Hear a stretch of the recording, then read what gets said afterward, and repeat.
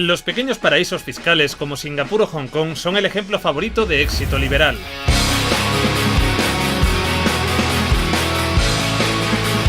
Estos países tienen un gasto público mínimo, bajos impuestos y escasa intervención estatal.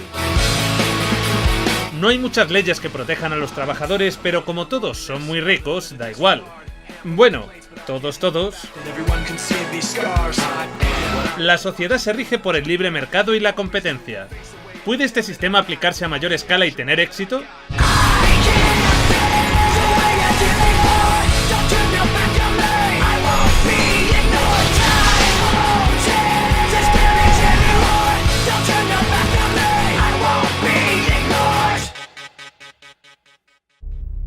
Para encontrar algo parecido al modelo liberal a gran escala, debemos remontarnos a hace más de un siglo en el tiempo. Porque el liberalismo no es nada nuevo, en realidad... Eso es muy antiguo. En el siglo XIX, la fiscalidad y el gasto público en las economías más importantes eran mínimos.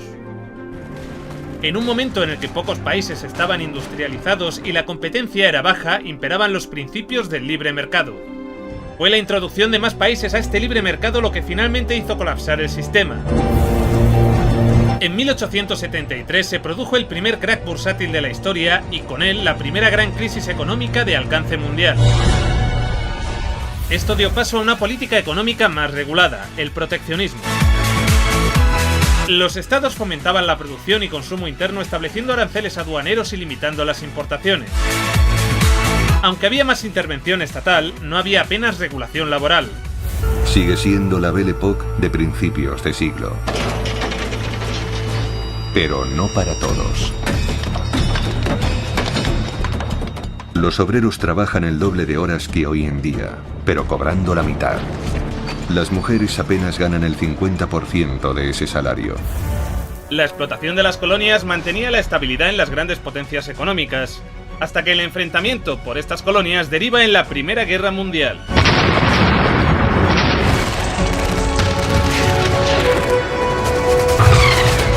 Tras esta, Estados Unidos queda en una situación privilegiada para el comercio frente al resto del mundo.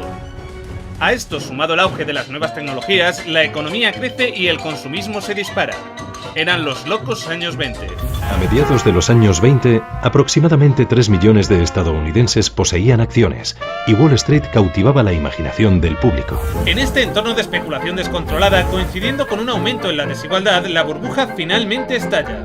Martes 29 de octubre de 1929. El pánico cunde como nunca antes en la historia y el mercado se inunda con 16 millones de acciones. Con ellas se pierden más de 14.000 millones de dólares junto con la confianza de todo un país. Wall Street y los años 20 resultan ser un fiasco.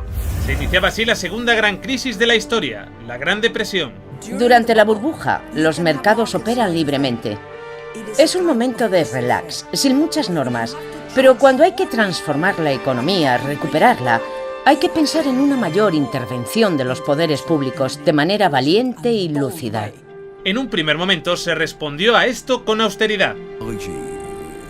La idea de que la austeridad es la solución lleva muchos años circulando. Andrew Mellon era el secretario del Tesoro del gobierno de Herbert Hoover en la época de la Gran Depresión. El mercado de valores cayó, los ingresos cayeron en picado, aumentó el déficit y ellos recurrieron a la austeridad, con lo que convirtieron el crack bursátil en la Gran Depresión. Al final la crisis se resolvió haciendo todo lo contrario de lo que defiende el liberalismo. Más impuestos, más gasto público y más regulación estatal. Se establecían así las bases de la socialdemocracia occidental con un proyecto denominado el New Deal. Teddy Roosevelt protegió la fauna de nuestro país para poder matarla personalmente. Franklin Roosevelt condujo el país a través de la Depresión y la Segunda Guerra Mundial. Su cara está en una moneda. Tiene que haber una supervisión estricta de toda la actividad bancaria, el crédito y la inversión. Ha de ponerse fin a la especulación con dinero ajeno. El New Deal se asocia a dos elementos fundamentales. En primer lugar, cuando el mercado no puede generar puestos de trabajo por sí solo, tienen que hacerlo las autoridades. Así que lo que hicieron fue lanzar grandes obras públicas como carreteras y se creó empleo para miles de personas.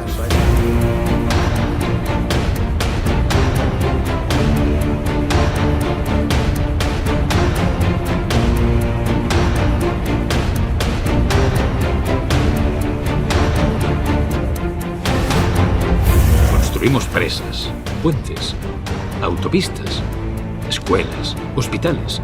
Incluso enviamos a un hombre a la luna. Este modelo, promovido por el economista John Maynard Keynes, se trasladó también a Europa tras la Segunda Guerra Mundial con el impulso del Plan Marshall. Todo Occidente construyó entonces lo que se dio a conocer como el estado de bienestar. En Norteamérica nació la seguridad social. Hubo una gran inversión pública. Se usaron todo tipo de fondos públicos para las artes, la vivienda. La jornada laboral se redujo de 10 a 8 horas. Se crearon las prestaciones por desempleo, se universalizaron las pensiones de jubilación, la educación, la sanidad. Fue un momento en el que países como el mío, Canadá o Reino Unido, trajeron la sanidad universal y otro tipo de políticas que beneficiaron a una gran cantidad de gente.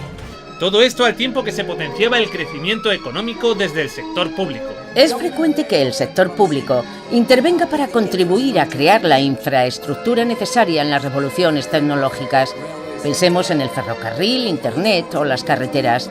No basta con crearlas solo en una parte del territorio, tienen que cubrirlo todo. Cada revolución tecnológica lleva asociada una infraestructura que permite utilizar todos los productos derivados de esa revolución. Los países occidentales se habían convertido en referente de prosperidad y bienestar. Sin embargo, desde la Escuela de Chicago, Milton Friedman, uno de los principales promotores de la ideología liberal, se oponía a este sistema. Hace tiempo que me opongo al control de salarios y precios. Creo que implica la injerencia del gobierno en la libertad individual y me parece intolerable. Milton Friedman desde esta universidad libró una guerra contra el New Deal. Friedman era miembro de un grupo llamado Sociedad Mont Pelerin, dirigida por el economista Friedrich von Hayek. Creían que si el gobierno dejaba de prestar servicios y de regular los mercados, los problemas de la economía se resolverían solos. Lo único que no privatizaría son las fuerzas armadas, los tribunales y algunas carreteras y autopistas. Mientras Europa prosperaba con el modelo de Keynes, la Escuela de Chicago empezó a realizar experimentos liberales en América Latina. El primero de ellos tras un golpe de Estado patrocinado por los Estados Unidos contra el gobierno electo de Salvador Allende. Las políticas neoliberales de privatización, la desregularización y los recortes en gasto social, a menudo acompañadas por un aumento del gasto militar. Esas políticas se impusieron bajo dictaduras. Los primeros laboratorios del neoliberalismo no tenían nada que ver con la democracia. Profesores como Friedrich von Hayek y Milton Friedman buscan un laboratorio en el que experimentar el libre mercado y la intervención estatal mínima. Pero como ningún gobierno democrático aceptó implementar sus ideas, recurrieron a Chile con la dictadura de Pinochet, y de allí a la Turquía del general Evren. Chile fue el primer gran experimento neoliberal de la Escuela de Chicago, y el primer gran fracaso. Pinochet impuso las medidas recomendadas por los Chicago Boys, suprimió el control de precios, privatizó empresas estatales, eliminó aranceles de importación y redujo el gasto público.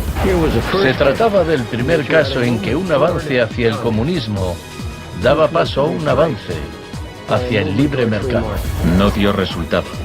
Al cabo de un año había una inflación del 375% anual, la más alta del mundo. Aunque hubo momentos de crecimiento alto, la renta per cápita se mantuvo por debajo de la media de América Latina durante todo su mandato. Esta nunca ha sido dictadura, señores. Esta es dicta blanda. La tasa de desempleo llegó a alcanzar el 35% en el núcleo de la capital y el 30% a nivel estatal. A finales de su mandato la pobreza se había duplicado superando el 40%. Pronto quedó claro que la política económica de Friedman favorecería a los ricos a costa de los pobres.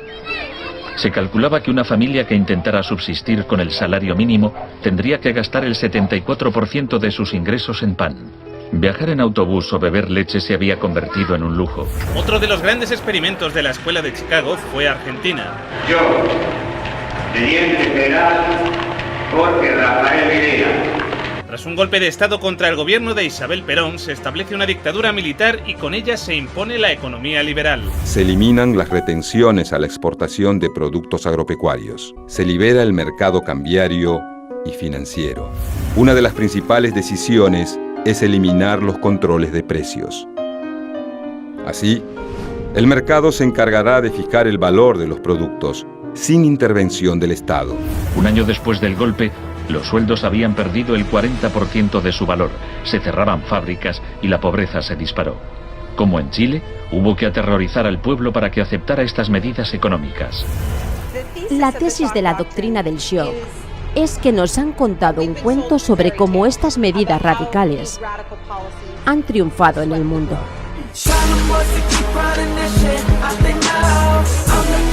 Las dictaduras militares se extendían por todo el cono sur en la década de los 70.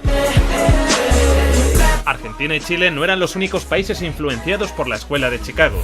Los seguidores de Friedman ocupaban cargos clave en Brasil y asesoraban el gobierno de Uruguay. Y la Operación Cóndor, promovida por Estados Unidos, se encargaría de reprimir cualquier movimiento de izquierdas que se opusiera a los regímenes. Por fin soy de un movimiento de gente normal que quiere recuperar el poder para la gente. Oye, el Tea Party no es el movimiento ciudadano que crees. De hecho, está financiado por grandes empresas que os utilizan para eliminar leyes y pisotear a todo el mundo. No sería hasta principios de los años 80 cuando una versión más moderada del neoliberalismo llegaría a Occidente de la mano de Margaret Thatcher en Gran Bretaña y de Ronald Reagan en los Estados Unidos. El programa con que Margaret Thatcher llegó al poder se basaba en 4 puntos: recortar el gasto público, bajar los impuestos, reducir el número de empresas estatales o paraestatales, desregular la industria e introducir una política monetaria moderada y estable para combatir la inflación. Ambos, afines a las tesis de Friedman, comprendían que no les sería posible destruir por completo el estado de bienestar, así que aplicaron las políticas neoliberales en la medida que pudieron. Friedrich von Hayek instó a Thatcher a adoptar las políticas de shock económico de Pinochet. Ella replicó: en Gran Bretaña, con sus instituciones democráticas y su necesidad de un alto grado de consenso interno, algunas medidas tomadas en Chile son del todo inaceptables. Friedrich Hayek, asesor de Thatcher, fue una de las principales figuras de la escuela austríaca, otra de las grandes promotoras del liberalismo en Europa. Tras su visita al Chile de Pinochet, dijo esto: mi preferencia personal se inclina a una dictadura liberal y no a un gobierno democrático donde todo liberalismo esté ausente. Para agradecer en pequeña proporción el cariño que usted nos ha demostrado con la ayuda que nos ha prestado. Soy consciente de lo mucho que le debemos por su ayuda durante la campaña de las Malvinas, por el principio de una nueva era en Chile, fundada en una auténtica democracia. Las políticas neoliberales en Inglaterra también supusieron un gran impacto económico y social. Durante sus primeros 3 años en el poder, el paro se duplicó en ciertos sectores, lo que provocó oleadas de huelgas. La tasa de paro alcanzó su nivel más alto desde la Gran Depresión. Se disparó el precio de la vivienda y el aparente éxito económico terminó en otro crack bursátil seguido de 3 años de recesión. A quienes esperan ansiosos que yo haga caso del eslogan favorito de los medios, dar vuelta atrás, solo puedo decirles una cosa: dad vuelta atrás vosotros si queréis. La dama no es partidaria de ello. Y el crecimiento previo al crack tampoco fue en mérito suyo. Quiero que hablemos de la idea de que Thatcher salvó al Reino Unido. Es lo que hemos estado oyendo una y otra vez. Salvó al país de los trabajadores, los manifestantes, los alborotadores. Y si nos fijamos en este gráfico, vemos la producción de petróleo en el Mar del Norte. Esto es lo que creo que realmente salvó a Gran Bretaña. Si analizamos el gráfico, vemos que la producción de petróleo en el Mar del Norte aumentó justo cuando ella se convirtió en primera dama, y siguió creciendo hasta que dejó el gobierno. Bueno, seamos sinceros. Para empezar, la reina bruja robó el petróleo a los escoceses. Ni siquiera es el petróleo inglés, sino el escocés. Recortó las tasas de interés y bajó los impuestos para financiar la especulación en el sector inmobiliario. Y ahora la mayor parte del petróleo escocés se acabó. La economía ha colapsado y la construcción ha colapsado. El gasto público se redujo en un 10% y se recortaron derechos laborales. Con esto, un auge del clasismo en una sociedad donde cada vez se fomentaba más la criminalización del pobre. Lo que Margaret Thatcher promovió fue una sociedad donde cada uno va a lo suyo. También solía decir que el sentimiento de clase era un concepto comunista. Dividió a la gente en 2 bandos e hizo que se pelearan entre sí. Ella quería acabar con ese sentimiento solidario de clase y hacer que todos sintieran que los individuos progresan con su propio esfuerzo.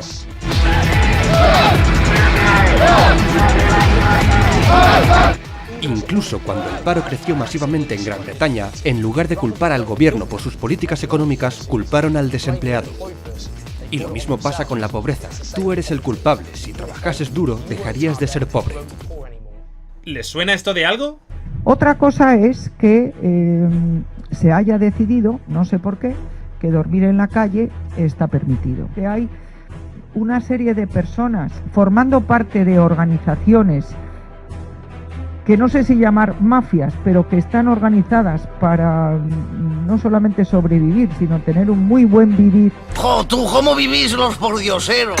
Y que hay casos de las familias que efectivamente estaban en situaciones de necesidad y que a lo mejor luego se compraban una televisión de plasma. Hoy hay un intento deliberado, bien orquestado y muy exitoso de un ataque frente a las clases populares. Y un salario mínimo que te obliga a pagarles, aunque no valgan para nada. Toma 400 euros para depender de papá Estado. Toma un poquito de subvención, pero no te quejes, que es que papá Estado te va a mantener toda la vida. Pues no, señor. Nuevas generaciones somos gente emprendedora. Es un intento de divide y vencerás, de culpar a la gente, a tu vecino, de tus problemas.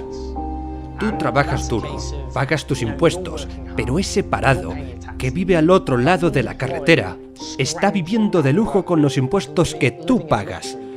No tienes que enfadarte con tu jefe porque te paga un salario bajo, ni con el gobierno por recortarte servicios.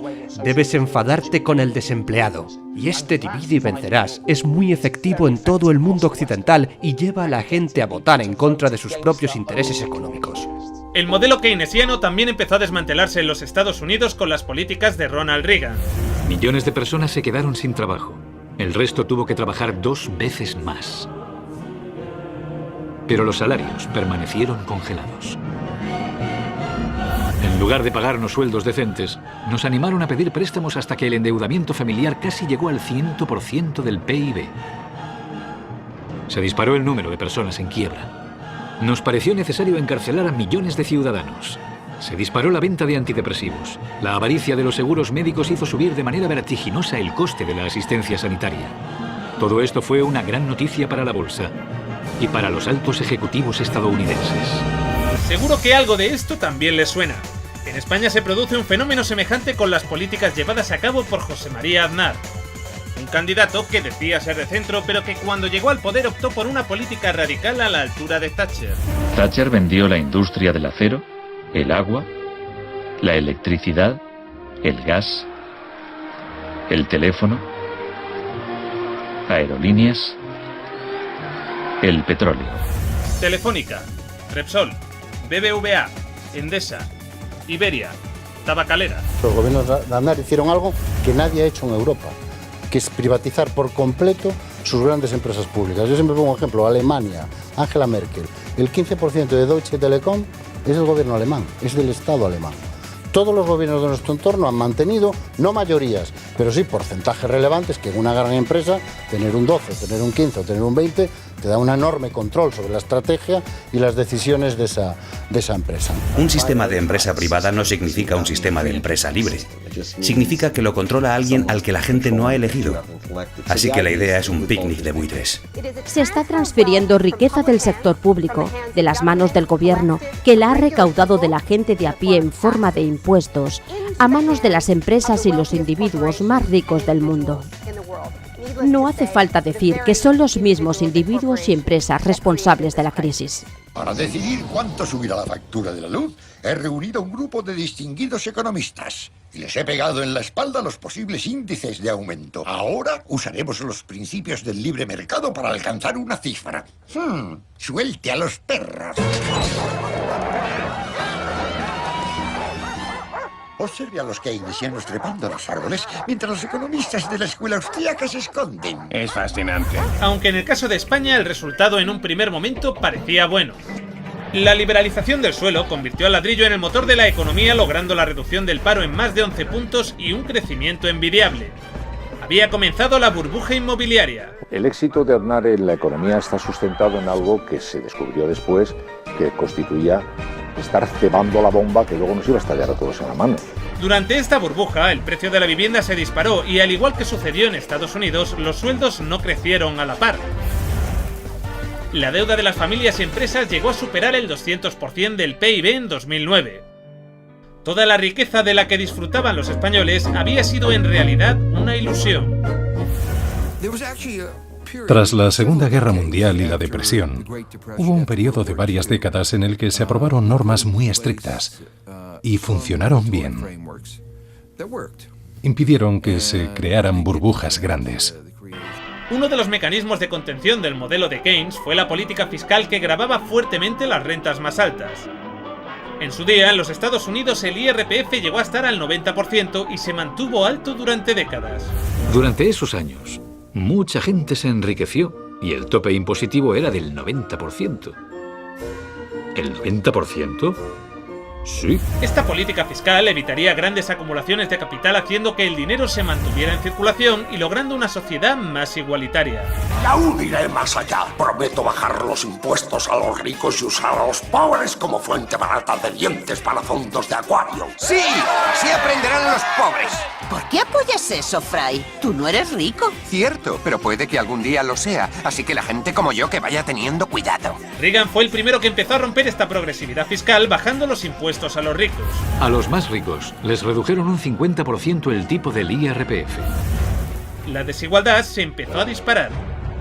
Voy a describirles un plan y una esperanza a largo plazo. Que el avance de la libertad y la democracia relegue al marxismo-leninismo al basurero de la historia, tal como ha hecho con otras tiranías que coartan la libertad e impiden que la gente se exprese. El mismo fenómeno sucedió en Inglaterra con Thatcher.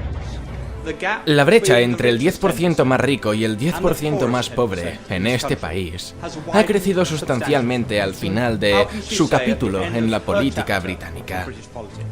¿Cómo puede justificar el hecho de que muchas personas en un distrito electoral como el mío son relativamente mucho más pobres, hay más sin techo y están mucho peor abastecidos que en 1979? La gente de todos los estratos sociales está mejor de lo que estaba en 1979.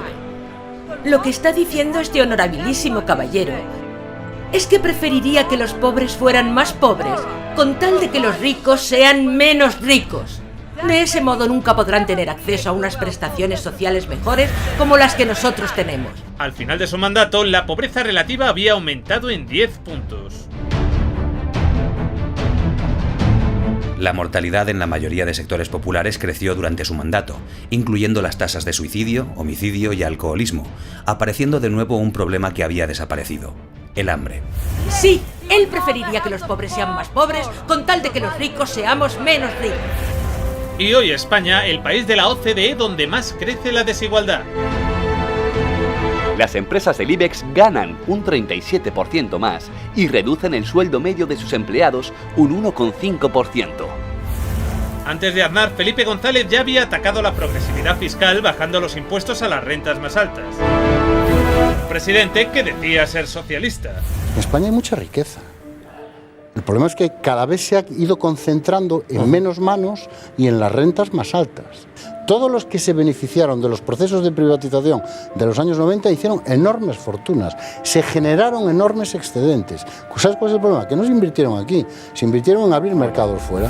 Durante unos 30 años no se produjeron crisis financieras, pero luego, bajo la influencia del fundamentalismo del mercado y de la idea de que los mercados funcionaban solos, una ideología que aplicaron Thatcher, Reagan y demás, estas normas se eliminaron. El segundo elemento del New Deal es la introducción de una distinción muy clara entre los bancos comerciales y los bancos de inversión. Ese es el objeto de la ley Glass-Steagall. Las regulaciones se empezaron a eliminar con los gobiernos de Thatcher y Reagan en los años 80. Lo llamaron el Big Bang. En 1986 se desregularon los servicios financieros y la banca.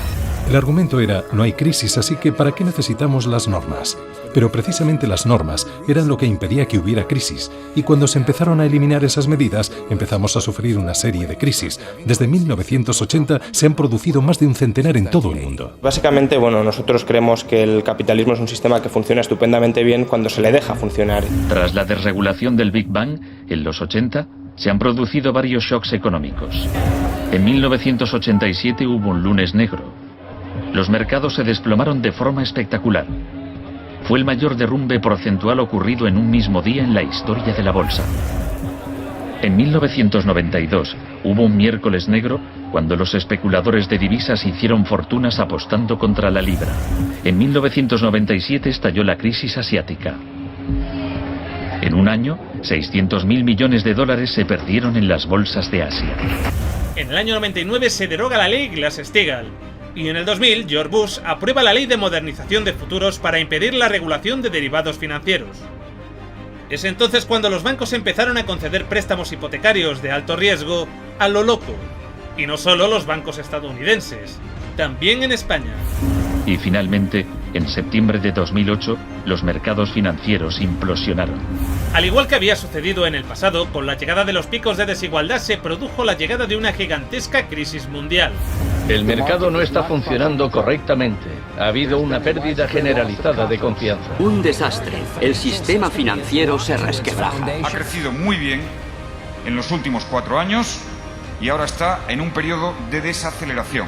Esta crisis está claramente considerada por casi todo el mundo un resultado directo de esta ideología concreta, de la desregularización y la privatización. El poder público tiene que intervenir y la gente tiene que enfadarse mucho. Como se hizo en los años dorados posteriores a la Segunda Guerra Mundial, se puede limitar la circulación de capitales. Hoy día no parece que haya ningún movimiento destinado a reconducir la situación como sucedió en los años 30 y finales de los 40. De momento el único intento ha venido de uno de los países europeos más castigados por la crisis, Grecia. No estoy exagerando cuando afirmo que mi país en los últimos años se ha convertido en un laboratorio para el experimento de la austeridad. Pero la experiencia ha fracasado. Pero la Troika fulminó esta vía de inmediato. Empezó sin democracia. Empezó con la dictadura, impuesta con la fuerza bruta, con la tortura y el miedo. Cuando empezó la era democrática en la década de los 80, hizo falta otro mecanismo para mantener a los países a raya. Y ese mecanismo fue la deuda. Tsipras finalmente asumió los dictados de la Troika, recortó en pensiones y privatizó los sectores estratégicos más rentables. Más allá de mantenerse al día con los pagos de la deuda, la situación en Grecia sigue sin mejorar. Nadie privatiza o desregula a no ser que haya un martillo sobre la cabeza, como ahora en Grecia, y en España o en Italia, donde hay una tremenda presión sobre el gobierno, debido a una situación financiera desesperada. El trato que la élite financiera da hoy a Grecia no es muy distinto al que se le dio en su día a Alemania tras la Primera Guerra Mundial. Con este nuevo Tratado de Versalles, que para la gente lo sepa es el tratado que precedió al nacimiento del nazismo, porque impuso a Alemania unas condiciones imposibles de cumplir que la abocaron a la miseria. Ese auge del nazismo se está dando hoy en Grecia y en otros países de Europa.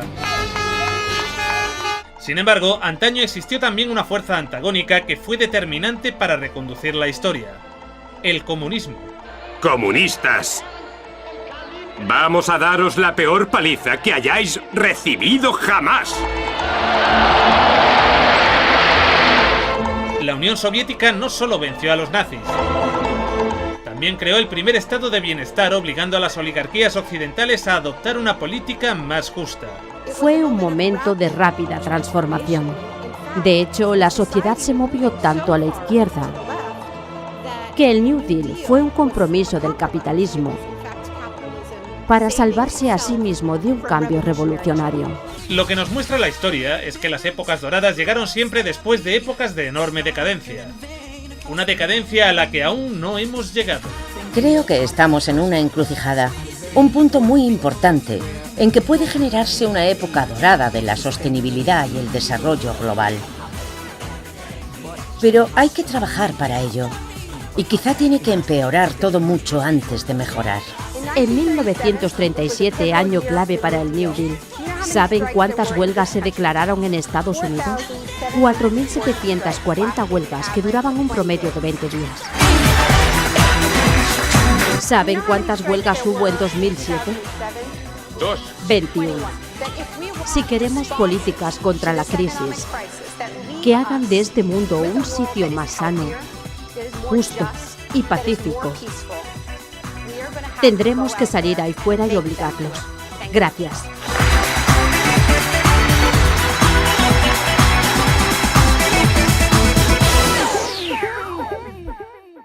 En el próximo episodio... Honra, Pablo. Yo le honro leyendo su biografía y a mí me honra comparándome con Margaret Thatcher. Qué bien, todos estoy contentos.